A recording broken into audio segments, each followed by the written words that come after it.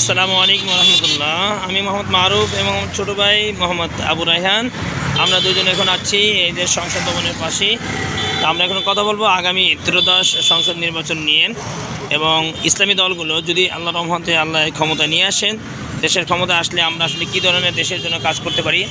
এই যে আমাদের পিছনে আপনারা দেখতে পাচ্ছেন এই যে সংসদ, এই সংসদেই আসলে অন্যান্য সময় দেখা যায় ইসলামী দলগুলো ছাড়া অন্যান্য দলগুলো বিভিন্ন সময় বিভিন্নভাবে তারা নির্বাচনে এসে দেশের যে উপকার করতে পেরেছে অথবা করতে পারেনি সেই বিষয়ের কথা এবং সাথে সাথে ইসলামী দলগুলো যদি ক্ষমতা আসে আমরা আসলে কী ধরনের দেশের জন্য জনগণের জন্য খেদমত করব বা দেশের জন্য কী ধরনের কাজ করব, এই চিন্তাভাবনা নিয়ে আমাদের আজকে আসলে কথা। এই কথায় যোগ দিচ্ছেন আমাদের ছোটো ভাই রায়হান।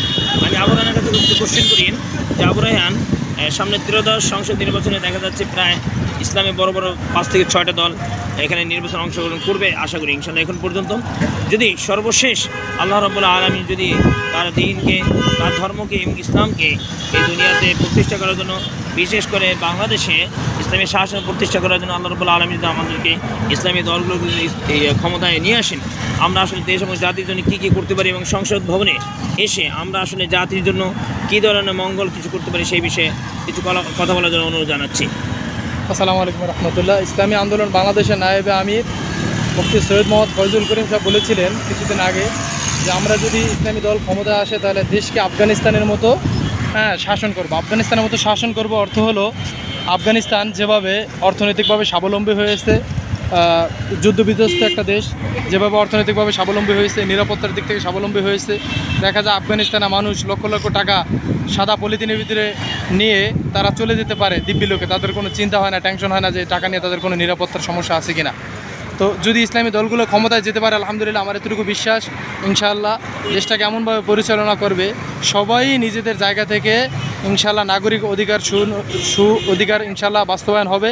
সাথে হবে সেটা হলো ইনশাআল্লাহ কোনো মানুষ অনাহারে থাকবে না, অর্ধাহারে থাকবে না, এবং আমাদের যা মাথাপিছু ঋণ আছে সমস্ত ঋণ ইনশাআল্লাহ পরিশোধ হয়ে যাবে, কারণ সুষ্ঠু বন্টন হবে ইসলামী হুকুমত যদি কায়েম হয় দেশে। এখন দেশে অনেক মহিলারা ভাবে যে আসলে আমরা যেভাবে স্বাধীনতা পাচ্ছি বিভিন্ন সময় বিভিন্ন দলের মাধ্যমে তারা ক্ষমতা আসার পরে ইসলামী দলগুলো যদি এদেশে ক্ষমতা আসে তাহলে অনেক নারীরা আসলে সেই স্বাধীনতা পাবে কিনা, এবং তারা যদি আগের মতো স্বাধীনতা না পায় তাহলে তারা কি ঘরে আটকে থাকবে বা তাদের কর্মক্ষেত্রে কোনো সমস্যায় তারা উপনীত হবে কিনা, এই বিষয়ে জানতে চাচ্ছি। না, আসলে বিষয়টা হলো এই ব্যাপারে আমাদের যে নায়েবে আমির সাহেব তাকে কোশ্চেন করেছিল, সে খুব সুন্দর একটা উত্তর দিয়েছে। সেটা হলো যে কখনোই না, নারীদেরকে কখনোই আবদ্ধ করা হবে না তাদের কর্মক্ষেত্রে, বরং তাদের নিরাপত্তার ব্যবস্থা করা হবে। তারা যেন নিরাপত্তা বেষ্টনীর ভিতরে থাকে, তারা যেন নিরাপত্তাহীনতায় না ভুগে, সেই ব্যবস্থা ইনশাআল্লাহ করা হবে। এখন আমি যদি কোশ্চেন করি যে আসলে অনেক নারীরা এমন আছে যারা তাদের স্বামীকে হারিয়ে এই দুনিয়াতে আছে, অথবা তাদের কোনো অর্থনৈতিক অবস্থা এতই খারাপ যে তারা যদি কোনো কাজ না করে তাহলে তাদের ছোটো বাচ্চাদেরকে অথবা তারা সাংসারিক খরচ করতে তাদের সমস্যা হবে। সেই ক্ষেত্রে নারীদের কর্মক্ষেত্রের ক্ষেত্রে যদি ইসলাম এবং ইসলামী দলগুলো যদি ক্ষমতা আসে সেই ক্ষেত্রে আপনাদের চিন্তাভাবনা কী বা ইসলামী দলগুলোর চিন্তাভাবনা কী, এই বিষয়ে আপনার কাছ থেকে অবশ্যই নারীদের কর্মসংস্থানের ব্যবস্থা করবে, যে ব্যবস্থা আছে ইনশাআল্লাহ সেই ব্যবস্থাকে নিরাপত্তার জন্য জোরদার করবে এবং নতুন করে ইনশাআল্লাহ কর্ম ব্যবস্থা করবে। কেননা ইসলাম নারীদেরকে কখনোই আবদ্ধ রাখে না, নারীদেরকে নিরাপত্তার সহিত শালীনতার সহিত কর্ম করার ব্যবস্থা ইনশাআল্লাহ ইসলাম করে দিয়েছে।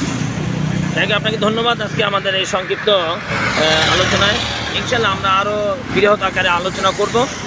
দর্শকদেরকে আমি জানিয়ে রাখছি আমাদের পরবর্তী যে আলোচনাগুলো আসবে ইনশাআল্লাহ ইসলাম, দেশ এবং মানবতার স্বার্থে আমরা যে বিষয়গুলো আপনাদের সামনে আলোচনা করব, আপনারা সেই আমাদের আলোচনাগুলো শুনবেন এবং আপনাদের ভালো লাগলে অবশ্যই আমাদের এই ভিডিওগুলোতে আপনারা লাইক, শেয়ার এবং কমেন্টস করবেন। ধন্যবাদ সকলকে। আসসালামু আলাইকুম রহমতুল্লাহি ওয়া বারাকাতুহু।